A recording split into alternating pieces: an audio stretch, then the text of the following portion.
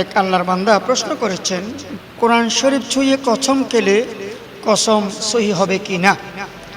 এই প্রশ্নের উত্তর বলবো, কোরআন শরীফ ছুঁয়ে কসম খেলে কসম সহি নয়। অধিকাংশ ওলামায়ে কেরাম, মুফতিয়ানে কেরাম একমত যে কোরআন শরীফ ছুঁয়ে কসম খেলে এই কসম শুদ্ধ হয় না।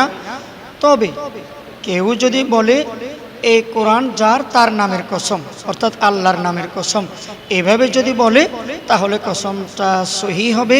এই কসম ভাঙলে কাফারা দিতে হবে। তো তিনি আরও জিজ্ঞাসা করলেন, কসমের কাফারা কি?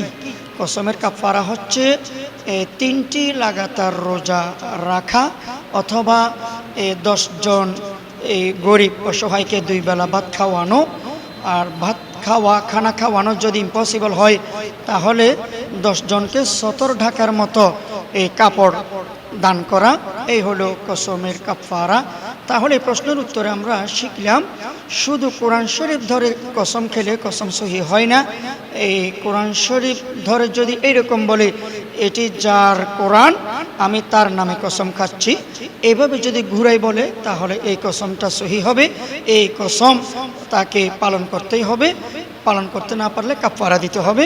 কাফারা তো কীভাবে আদায় করবে সেটি বললাম।